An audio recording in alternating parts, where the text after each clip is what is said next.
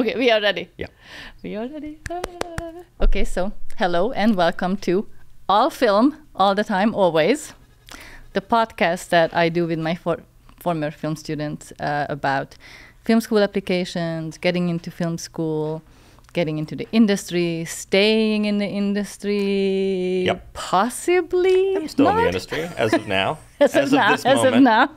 So my name is Monica Hoenig. I teach film at Viewpoint School, and I'm Jesse Shore. I used to be in film at Viewpoint School. When did you graduate, Jesse? I graduated in 2015. 2015. That was not that long ago. It's a little long ago. It's very, very nice to have you back. I always love my former students to come back and tell me about their lives. I know a little bit about what's happening with you right now, but let's get into it. So why don't you tell us what happened after graduation? Where did you apply to, and then how was the application process working? Yeah. I applied to a bunch of places. Ended up at NYU, Tisch School of the Arts. The applications process was interesting. I mean, I remember mostly about the film parts of the application process just because it's the parts I actually enjoyed doing. Right. More than the essays or anything else. Yeah, it was interesting because for a lot of the schools, they required the same film, and NYU is one of those schools where it's just like they just want a 5-minute film. They're not specific about what's in it at all. Mm-hmm. Do you know if that's still the case? They still don't have a prompt. You just have to have a 5-minute film. Okay. But I think that is. Mm-hmm. I knew what the case was 4 years ago because my brother is now there. But okay. But I don't know if that's still the case. And they weren't like that was my favorite schools were the ones that had that prompt because I could just use the same film. Sure. Which was the lack of one. Yeah. But even in that case, like I spent most of junior year of high school working on my film to apply to colleges. And in the end, I used the script for a lot of the colleges instead of the film itself because they also allowed that. Mm-hmm. Not because I thought it was a bad film, but because there were some technical issues that came up that made it semi-unusable. Mm-hmm. Okay. There was a scene where this mic didn't work, and so there's just no sound. Okay. So you were able to use the script, and that was perfectly fine for NYU, right? Yeah. Okay. But I know, so I also applied to Chapman, and like they had a different requirement for their submission film. Which they do have a prompt, a 2-minute prompt, and the prompt sometimes changes between years. Yeah. It might have been 3 minutes then. Mm-hmm. I think it was 3 minutes. And it was like, it had to be a film about you, but without you in it. Mm-hmm. Mm-hmm. And the Common App at the time didn't say that Chapman had a film prompt. Okay. I had to go find that myself somewhere else. Okay. With about 2 weeks to go before the submission deadline. So did you make a Chapman film? I did. Okay. In a week. Did you get into Chapman? Somehow, yes. Amazing. I don't know how that happened. Amazing. Congratulations. Thank you. I didn't go, but but yeah, I never fully understood that one. But so actually, talking about the application videos, can you give a couple of ideas for our current, juniors right now, of what they should be concentrating on when they put together their portfolios, regardless of where they go, what kind of film school they apply to? I think they're looking for potential more than anything, because they know, like, obviously, we've got a benefit here that we've got a great film program at Viewpoint, so you will have some experience, but they're aware that many kids are going to schools that just don't have film programs at all. Right. And so they're not expecting the highest production value. They're not expecting things to look perfect or even for you to like crew that have any interest in film or no film, or actors who aren't just your friends. So they're more looking for creativity and potential, something that they can mold into someone who can have the production value in college. So I think it's very important to be creative. Like, don't do something that's just the simplest thing, I think. I'm not saying to take like the biggest risks, but like I think it's important to have unique ideas and try to do unique things or attempt to do interesting shots to the best of your ability and just sort of show that you want to try things. So uniqueness as in the story and the storytelling skills or technical skills? Both, to an extent. I think more storytelling. Like, I don't think I did anything that, again, I didn't submit the film, but I don't think I did anything that out there with my film in terms of techniques. Like, it was a pretty standard romance 5-minute short with a twist at the end that was sort of sad. But the twist is important. The twist was important, but it was sad. But but I think just, and with scripts, I think there's probably more actually wanting to be good, because even if you don't have experience doing film production, you have written essays, you've written creative things. Right. But yeah, I think just having a voice as well, having a unique voice, that's what more than anything. More than any specific unique storytelling, like, oh, this is a story no one's told anything similar to before. Like, again, I just wrote a romance short, and there are thousands of romance shorts out there. But having your own storytelling voice, what do you want to tell in your stories? What interests you in your stories? And I think you'd even look at like professional directors, and they've got unique voices, and they don't do the most necessarily unique visual things, all of them. Some of them do, but they've got things that interest them, and you see it repeating in their films. Right. Absolutely. And you don't necessarily need to know what that is in high school, but try something. Try to think what interests you, and focus on that in some way. Involve that in your film in some way. Yeah. So do you think film schools focus more on your scores, your grades, your essay versus your portfolio?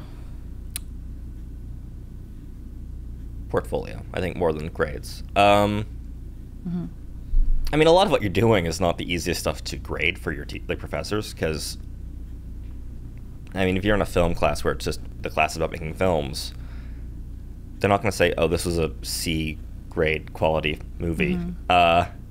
Well, I meant for getting in. For getting in? When you apply. Oh. We'll get to it when you are in. Yeah. But if you had to guess, you don't know. Portfolio. But I don't know. Okay. And I don't think it's like a one item thing. Like, I don't think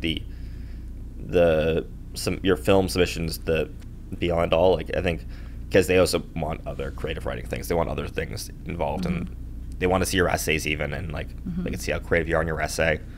So I don't think it's all about the portfolio, but I do think portfolio for them is just like a chance to see, oh, they're creative, oh, they're unique, oh, there's something there that with, better crew members or better actors or just more time can lead to a good filmmaker. So then you are at NYU. Yeah. Show me what a day at NYU looks like. Yeah. So that it depends to an extent on the year you're in. And also NYU's, I think, unique for film schools in that they never make you declare a specialty. Like, you never have to like say, I'm focusing on writing, I'm focusing on directing, I'm focusing on the camera department.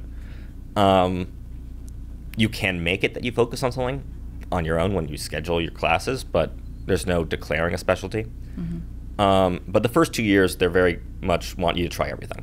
Okay. So and I'll say freshman year, there are a lot of things that you'd go over at NYU that to an extent we went over in high school here, which I think helps.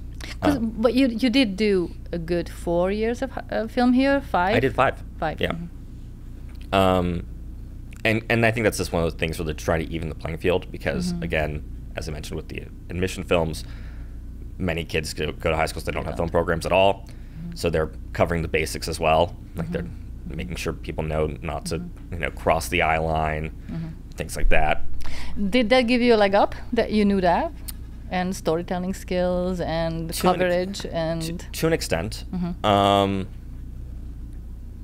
there's also things that, like, I was never great at. The technical aspects of things. Like, if you had made me explain how a camera works in any level of detail, I would not do a good job. Okay.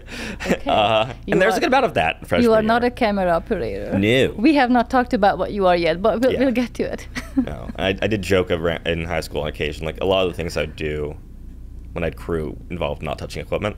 And that was not by mistake. Okay. But I'll get to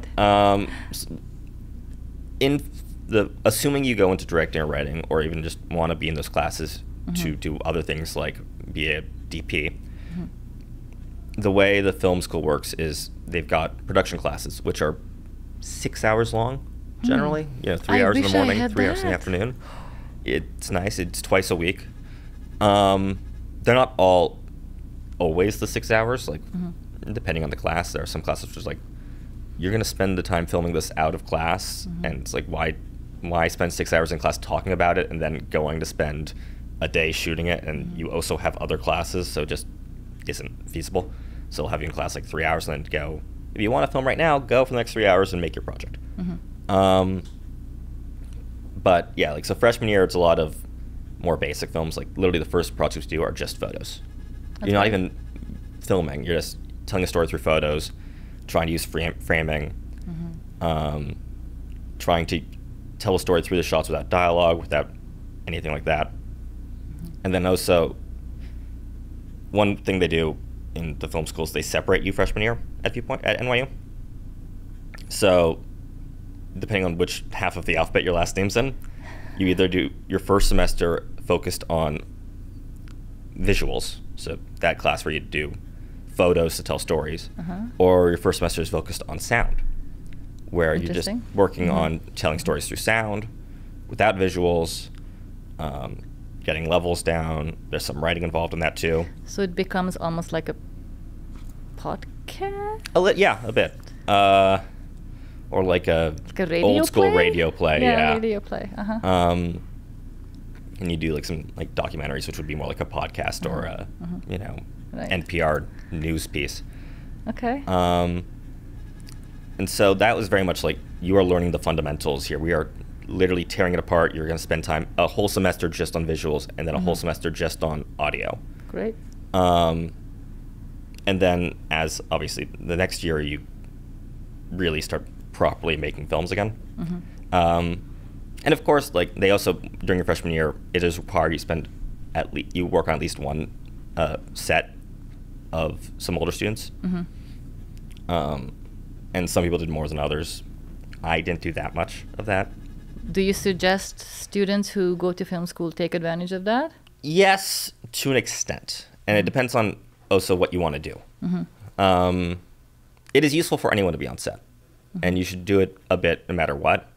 But it is more useful if you want to be a grip or a camera operator or something like that, where even if it's not your film, you have a lot to do, versus if you want to be a director or a writer, there are not that many roles that useful. I mean, director, you want to know everything, so there are a lot of roles useful to that.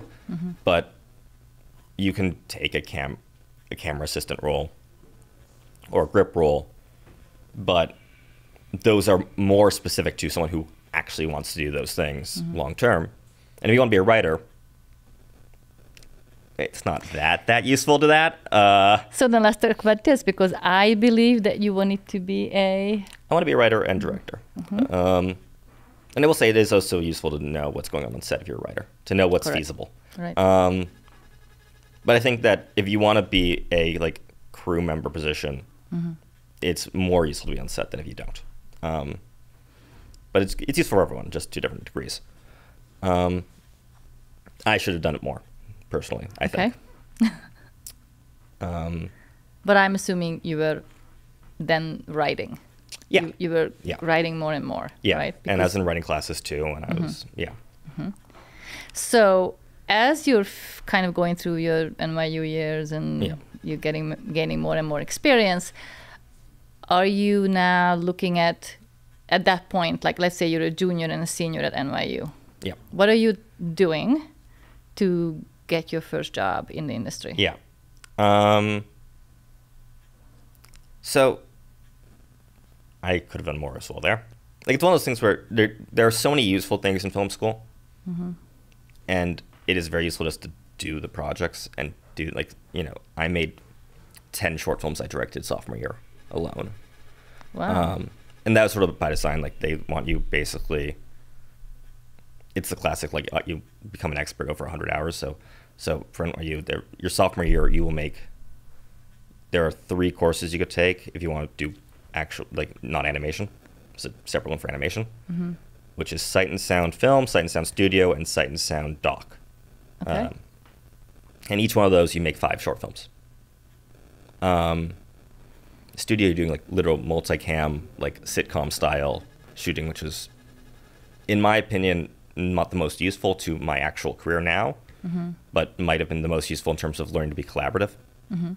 Because you are stuck in a room with the same 11 people 6 hours a day, twice a week for a semester.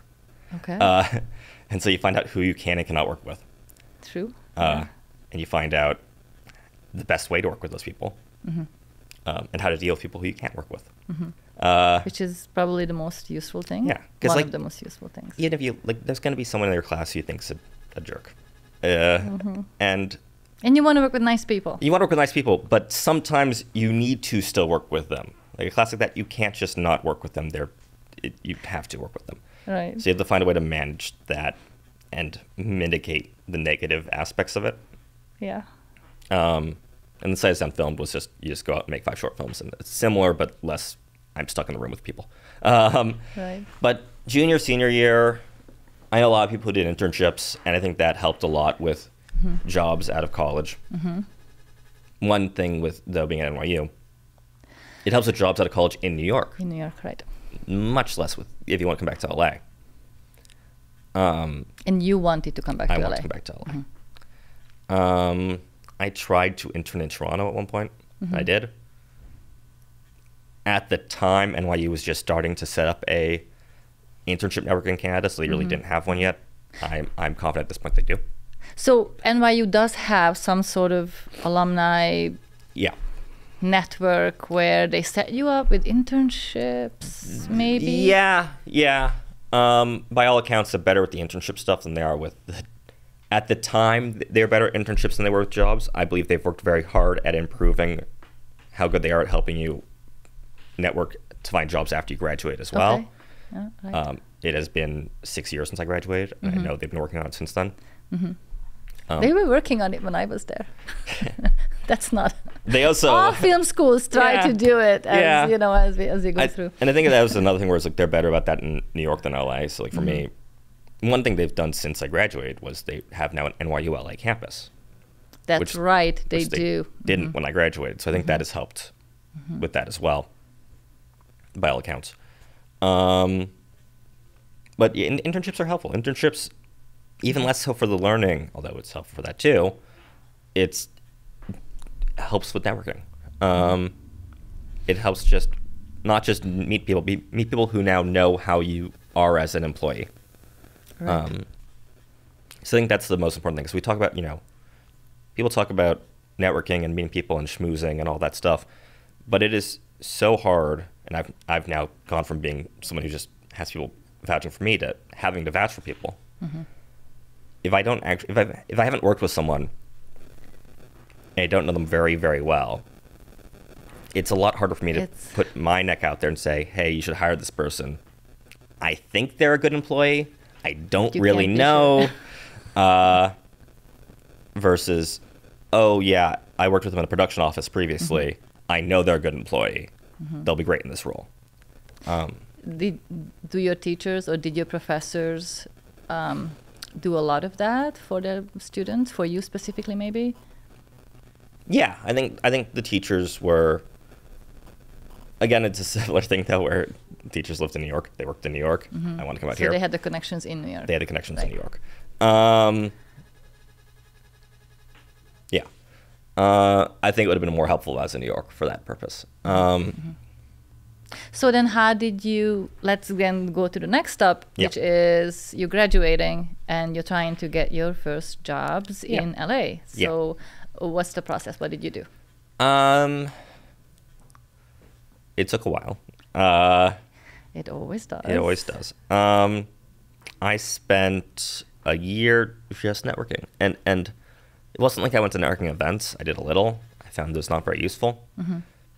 I think it's much more useful just to get coffees with people or lunches with people. And they're not always going to turn into anything. Most of them won't turn into jobs. But I think the best ones are the ones where they go at the end of the meeting, let me introduce you to some other people. Because that just spreads your network instantly. And I had like, and that's not going to happen a lot either. But I had 2 people who I met who then went, I'm going to introduce you to other people. And one of those led directly to the job I have now had for 5 years.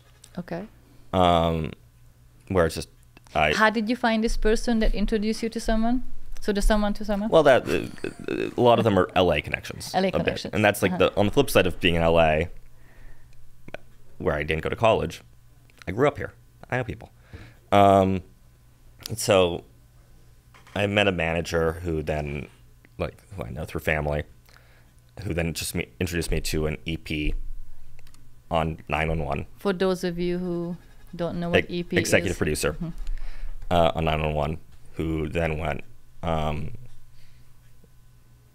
send me your resume, and then sent it to the production office, the production coordinator, and then I got office PA job on the show, and I've been on that show now for 5 seasons in different roles. Okay. So this show is called? 911. 911. Okay, very good. I have looked into it a little bit. Yes, great. It's on ABC. 8 p.m. Thursdays. We'll look at the camera for that one. Yeah, do. So you started as a production assistant. Yeah. You're the PA. Yeah. And what are you now? I'm now the script coordinator. Okay. So you might have to explain to the audience what a script coordinator does. And how long did it take for you to get to it? Yeah. So this is my 5th season on the show. We're about to finish the 5th season that I've been on. The show's 8th season. So I spent 2 years as an office PA with the same team, same production coordinator. And then after that 2nd season, I sort of knew most of my team was ready to move on. Okay. Myself included. The production team. Yeah. So okay. So like my direct boss, well, the boss of my department was the production coordinator, and then we have the assistant production coordinator, production secretary, and then 3 office PAs, and we're essentially a team in the show. I'd wanted to get into the writer's room. The line producer knew I wanted to get into the writer's room. The show's writer's assistant at the time knew I wanted to get in. And so, and I was benefited by the fact that the last 2 directors for us, season 5, my 2nd season on the show, were 2 of our writers. So I hadn't met them because this was 2021. Oh boy. And so it was COVID. And so we forget the whole thing that there was a COVID in the middle while you were looking for a job as a brand new film student. My first job was peak COVID. I was like 4 months into COVID. How did you even do that? We were considered essential services. Of course. And you were hired as a PA. And I was hired as a PA. So I had to, I was masked every day. I was in a little plastic cubicle. I had to get tested 3 times a week. But the writers have been fully remote, so I hadn't met any of them until the end of season 5, where I met the showrunner and her number 2, who directed the last 2 episodes. Okay. And so I let them know I wanted to be in the writer's room. And then some people bumped up in the writer's room. The script coordinator became a writer. The writer's assistant became the script coordinator. And they decided to go back in person. So they needed a PA again. And so I got hired to be the writer's PA. Okay. For season 6 on the show. Did that for the season. Then got bumped up again to writer's assistant. Did that for a season. Found it was not a good job for me. I think I did a good job of it. I was miserable. Can you tell a little bit, quickly for the audience again, what all these jobs are? Student. First of all, what a writer's room is, they know, but like from your perspective, and then what a writer's assistant is, and what a script coordinator is. Yeah. So the writer's room is the room that all the writing happens to an extent. It depends on the showrunner how much writing is actually done in the room. Comedy shows generally, they'll be in the room pitching jokes, seeing how people respond to it. Drama rooms, usually you'll have the room more to pitch the general story, and then writers will go off on their own to write it. Okay. Not in the room, out of the room. But it's still, the whole department's sort of called the writer's room. Right. So like for my show, it's a lot of pitching the story, breaking the story, so coming up with the details, and then letting everyone know what it is done in the room. And then the writers will go off, write it, and then the showrunner will rewrite it, and then it'll get made. So what does the script coordinator do specifically? Script coordinator, I am the last eyes on the script before it gets sent to the crew and the cast and the studio. So I get sent the script from the writers who've been working on it for probably a number of days. And basically, you know how if you work on a project for any length of time, you start missing the mistakes because you just sort of fill in the blanks for it? Yeah. So I'm just the additional eyes to basically spot those mistakes. So I do spell checking, grammar checking. I think the big thing I do that like the software itself couldn't do is logic checking. So like making sure we had early this season, we had an emergency on an airplane. We had some people with injuries on an airplane. And this was the start of the year, so it's already aired, so I could say all this.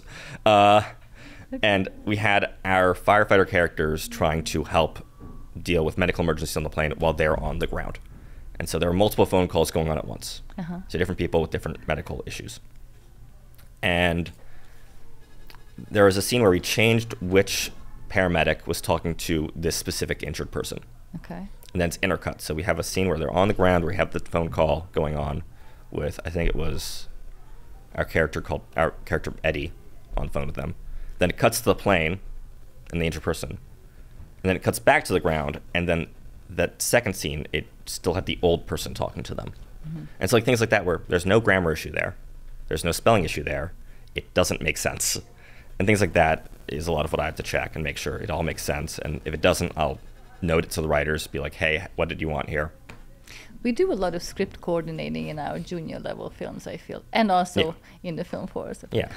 This is not logical now. Okay. Yeah. Okay. And I also do things like I have to make sure we're legally allowed to use names and stuff like that. So I am working with the show's research department, and we're a Disney show, so Disney legal and standards and practices to make sure everything we say on camera we're allowed to say. Every character name is a name we're allowed to use. You mean last names, first names, whatever? Yeah. It's that is not like a famous serial killer, I don't know, or something like that? Well, basically the rule is, because we're a show that's set in LA, if one person has that name in Los Angeles, cannot use the name. If there are 20 people in LA with that name, great, it's fine. Can't be confused with any one of them because there's so many of them. If there's no one, great. If there's one, can't do it. And you research that? We have a research department, but I have to work with them to make sure they know all the names we need. If a name doesn't work, I give them alternate options. I love it. And they tell me which ones we're allowed to use. The same goes for companies. So like if we have an airline, it needs to be an airline that's not been trademarked by anyone. And then, so I do that. I make a cast list for every script. I make a locations list for every script. Make the title page. So I do all that. Yeah, that's script coordinator. And writer's assistant, which was my last job, you're essentially the stenographer for the writer's room. So I sit there throughout the room and write what everyone says. And then at the end of the day, when the meeting ends, I'd make a summary of it and send it to all the writers. Just so they could go back and be like, what did we say to do in Act 3 of this episode? Because you discussed 20 different pitches. And then you go on and discuss a different part of the episode. And then 9 hours later, you have to actually write it. And you go, what did we say there again? What did we decide on? Or more importantly, what did the showrunner say there? What did he decide on? So the showrunner always sits in the writer's room? Pretty much, yeah. Pretty much, yeah. And if he doesn't, he has someone there who's sort of his representative. But they are the deciding factor. Yeah. Okay. Yeah. So what we are going to have to stop soonish, but I want to know what is your goal for maybe the next year and then the next 5 years? Yeah. and then one more question after that. Okay. Next year, I would love to become a writer, or at least, you know, if I still have this job, I'd love to get a script that I could write for the show. I am technically, our season is literally about to end within a week for me. So that's why I was able to have you here today. Yeah. Okay. Yeah. So I will be unemployed soon, but then hopefully employed again soon after. Okay. When does the season go back as for the writers? Don't know officially yet. Okay. I would guess about a month. Maybe less. But yeah. And then where do you see yourself in 5 years? Writing. Professionally writing. Hopefully climbing TV up. for possibly for this show, for other shows? Possibly for the show. Probably for other shows in 5 years. Who knows though? I would love to try to write some movies and hopefully use that as a jumping point to get to start directing again. Okay. Write something indie, write some shorts again, and get back to doing that because it's been a while since I've directed anything. So I'd like to do that too. And hopefully, you know, start trying to, I mean, 5 years, it's a bit ambitious, but love to start developing things. Okay. They could be my own things. That sounds amazing. Yeah. Do you have any parting words for our film students? Yeah, I think just doing films, like besides internships, besides looking for jobs, I think the biggest takeaway I had from film school, I got to work with a bunch of talented people. Got to find people I liked, people who I'd love to work with again professionally, moving forward.